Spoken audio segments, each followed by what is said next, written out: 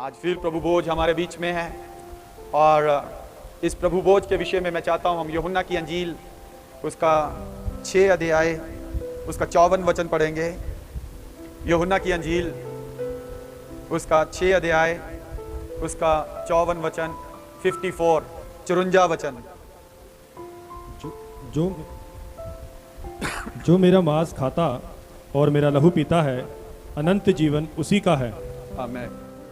फिर से हम इस वचन को पढ़ेंगे। प्रभु इस वचन के पढ़े और सुने जाने पर बड़ी आशीष दे। आज हमारे बीच में ये पवित्र मेज रखी गई है और आइए हम एक बार फिर से इस मेज की ओर ध्यान दें। जो मेरा मांस खाता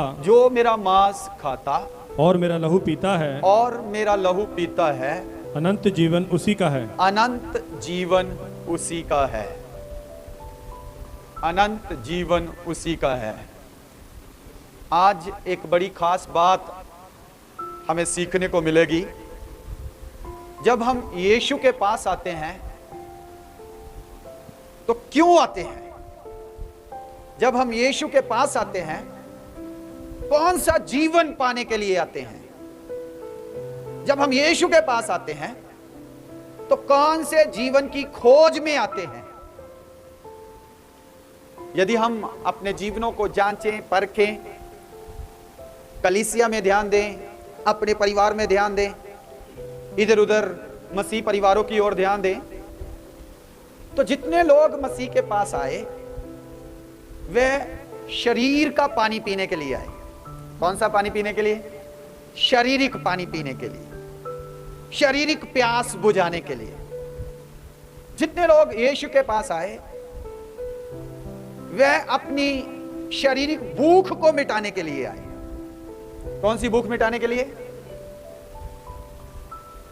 लेकिन यहां पर आज प्रभु यीशु मसीह कलीसिया से बातचीत कर रहे हैं और कलीसिया से एक बात कह रहे हैं इस मेज के बारे में,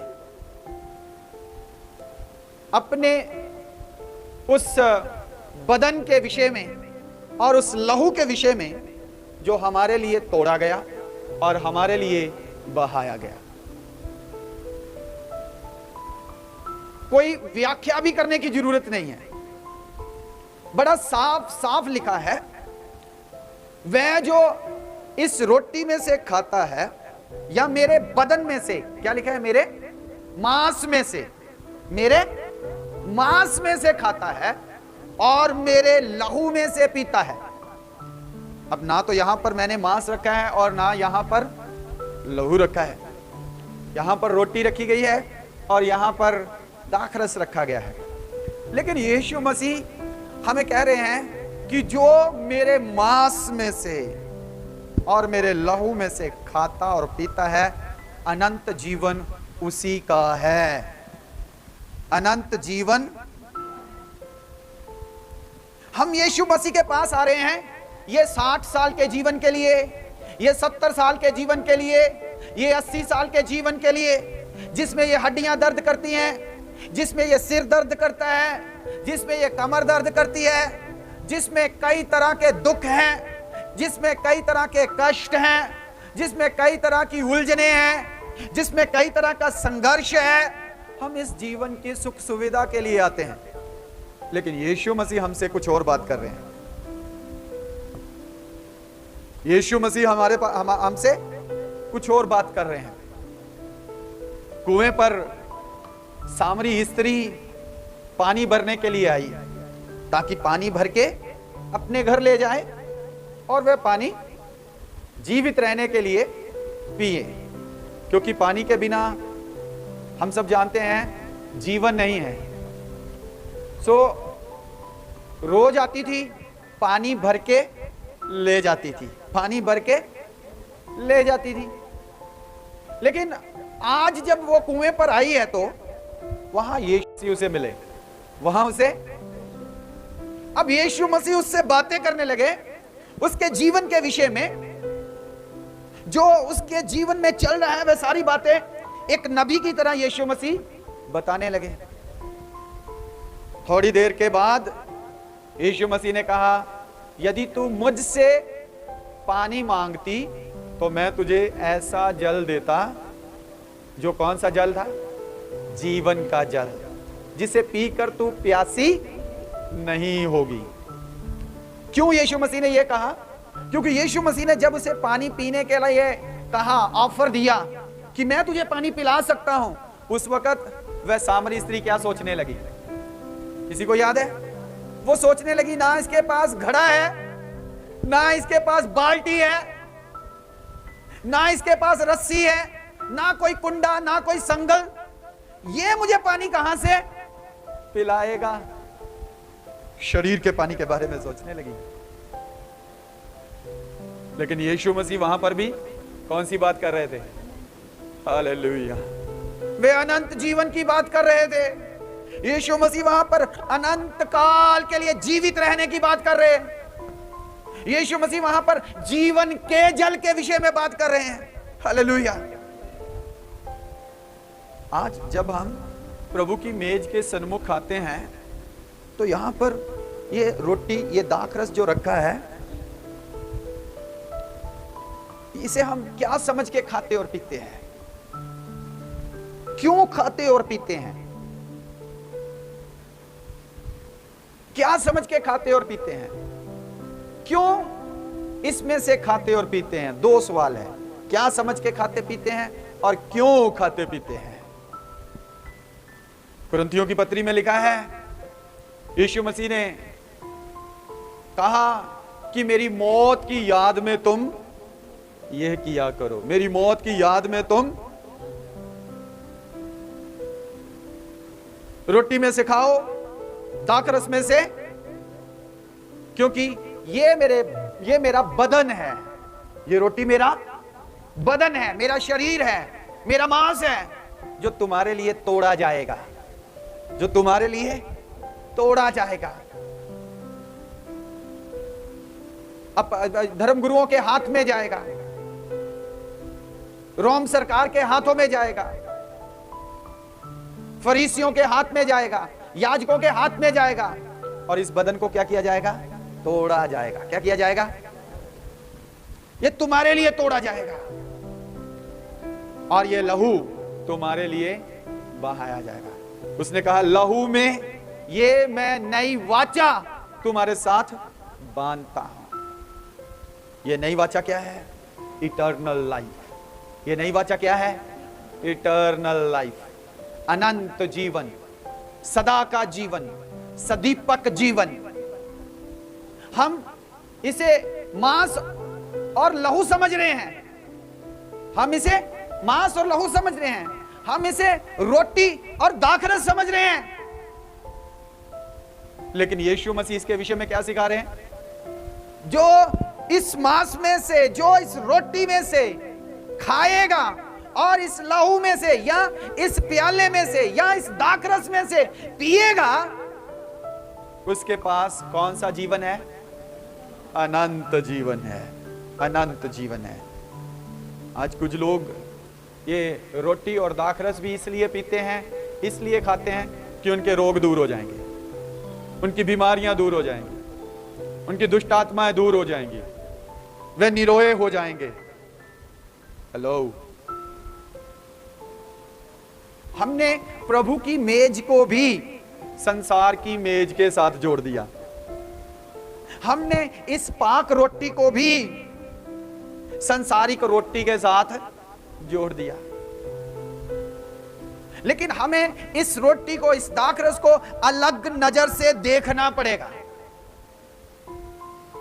ये जो शारीरिक रोटी और पानी है, ये हमें 70 या 80 साल की शक्ति देता है जिंदा रहने के लिए। लेकिन ये जो प्रभु यीशु मसीह का बदन और उसके लहू का प्रतीक, ये रोटी और दाखरस है, ये हमें कौन सा जीवन देता है? हालेलुया। ये हमें अनंत जीवन देता है। ये हमें उसी जीवन में ले जाता है जिस जीवन के लिए खुदा ने हमें बनाया है।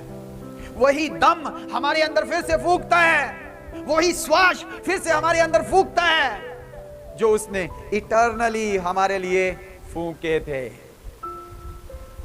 लेकिन पाप के कारण, बदियों के कारण, बदकारियों के कारण हम उस जीवन से दूर हो गए। लेकिन प्रभु का धन्यवाद हो, उसने अपना बदन और अपना लहू मेरे और आपके लिए दिया है, मेरे और आपके लिए दिया है। जब हम इस रोटी में से खाते हैं और इस प्याले में से पीते हैं, तो ये यीशु मसीह के बदन का, उसके मांस का प्रतीक है, उसका मांस है। यीशु मसीह ने कहा, ये मेरा मांस है और ये मेरा लहू है। अब जब एक विश्वासी, एक चेला इसमें से खाता और पीता है, उसके ऊपर कौन सा मांस आ रहा है, उसके ऊपर कौन सा शरीर आ रहा है, उसके अंदर कौन सा जीवन आ रहा है, उसके अंदर कौन सा लहू आ रहा है। एक विश्वासी जब इस मांस में से खाता, इस लहू में से पीता, या हमारे चर्च के भाषा में कहा जाए तो यदि इस दाखरस में से पीता, इस रोटी में से खाता, तो उसके अंदर मसीह आ जाता है। हालेलुया। उसके अंदर मसीह का बदन, मसीह का लहू। अब ये वाला मांस जो मेरे पास है, जो हड्डियों का है, जो मांसपेशियों का है, अब ये वाला मांस, अब ये वाला बदन, यीशु मसीह क्या कर रहा है? अपने बदन के साथ बदल रहा है, अपने बदन के साथ बदल रहा है। कितनों को समझ आ रही है? समझ आ रही है? यहां पर कुछ अदला बदली हो रही है, एक्सचेंज हो रहा है। क्या हो रहा है? उस सामरी औरत का घड़ा वहीं रह गया, उसकी बाल्टी वहीं रह गई। उसने वो बाल्टी दोबारा उठाई नहीं, उसने वो घड़ा दोबारा उठाया नहीं। वो पानी जो कुएं में से निकाल कर लेके जाती थी, वो उसे भूल भाल गई, वो उसे भूल भाल गई। उसे याद नहीं रहा मुझे घड़ा उठाना है, उसे याद नहीं रहा मुझे बाल्टी उठानी है, उसे याद नहीं रहा मुझे पानी निकालना है कुएं से। पता क्यों? क्योंकि उसे जीवन का जल मिल गया था, उसे जीवन का जल मिल गया था, उसे अनंत जीवन का सोता मिल गया था। हम जब इस रोटी में से खाते हैं, ये बदन के साथ एक्सचेंज हो रहा है। हमारा बदन और मसीह का बदन, हमारा बदन और मसीह का बदन। हर महीने हम अपने बदन को मसीह के बदन के साथ एक करते हैं, अपने बदन को मसीह के बदन के साथ एक करते हैं। हर महीने हम यीशु के लहू को अपने अंदर ले लेते हैं। हालेलुया। जितने इस रोटी में से खाते और पीते हैं, हम यीशु के जीवन को अपने अंदर ले लेते हैं। और महीने बाद आके फिर कहते हैं, हमसे जो गलती गुनाह हुए प्रभु हमें क्षमा करे। ये भी नहीं कहते कि मेरे से ये गलती हुई है।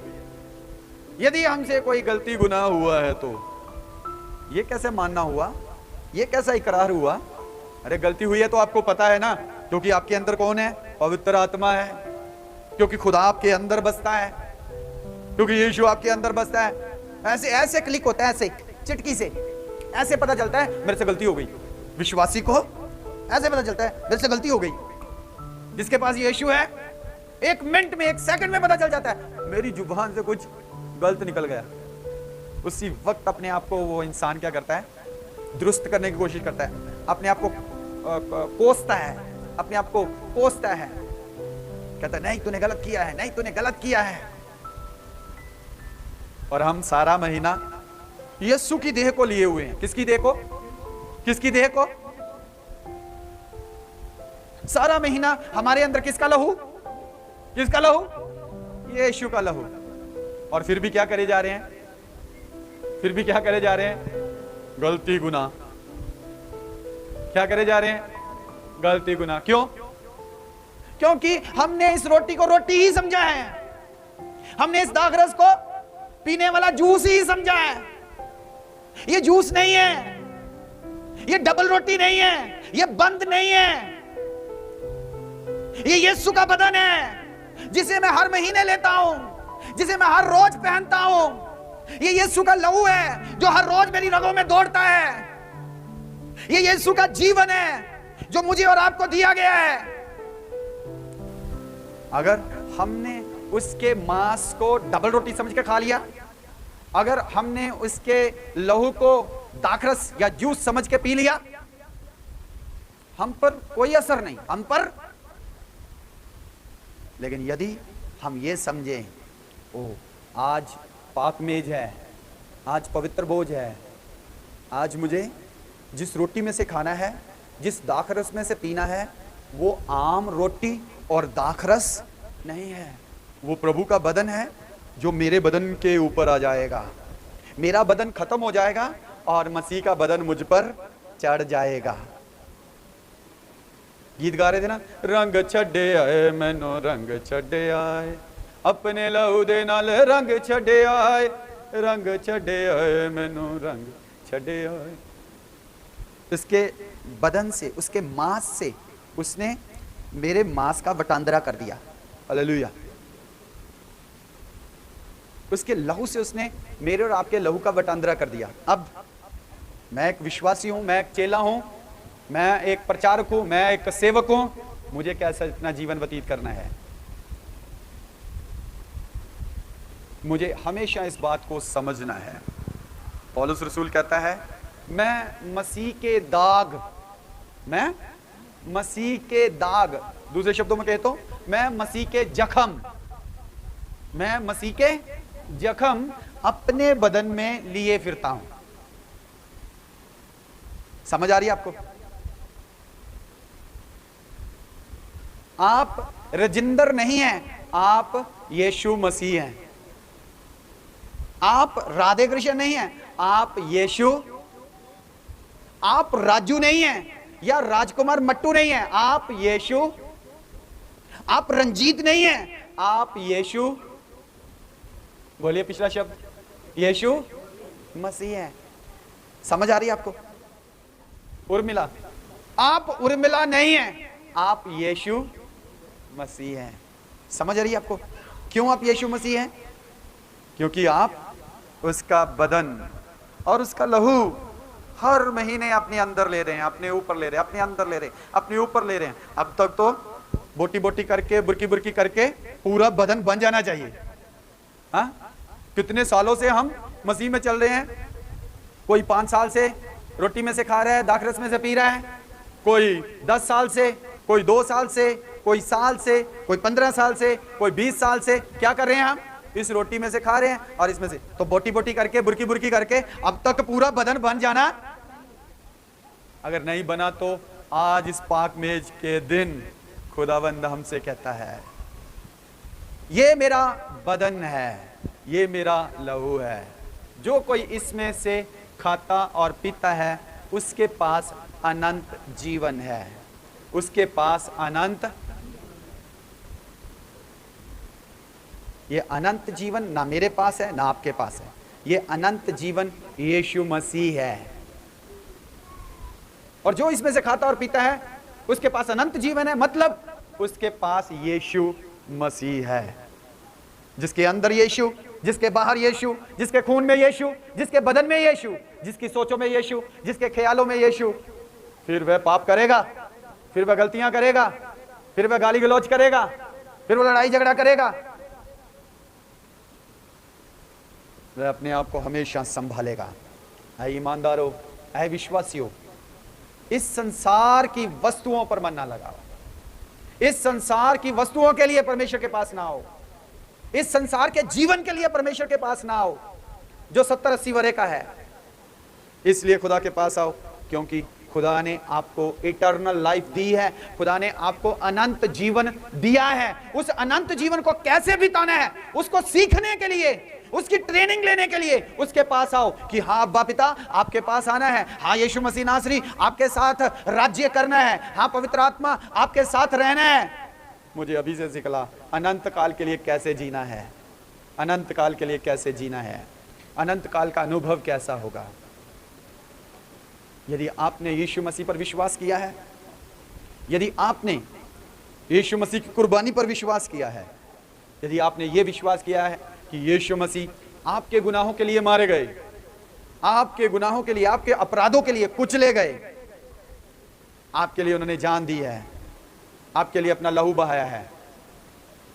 यदि आप ये विश्वास करते हैं और अपना जीवन यीशु मसीह को सौंपना चाहते हैं तो आपके पास समय है। आप कह सकते हैं यस लॉर्ड, हाँ प्रभु, मैं तेरी कुर्बानी के लिए तेरा धन्यवाद देता हूँ। और आज मैंने जाना ये जीवन मेरा नहीं बल्कि तेरा है। तूने अपना बदन दिया, तूने अपना लहू दिया, और उसी लहू से खाते और पीते हुए मैं इटर्नल लाइफ पा सकता हूँ। इसलिए मैं अपना ये शारीरिक जीवन आज से तुझे देता हूँ। तेरे नाम से जीऊँगा, तेरे वचन से जीऊँगा, तेरी मर्जी को पूरा करूँगा।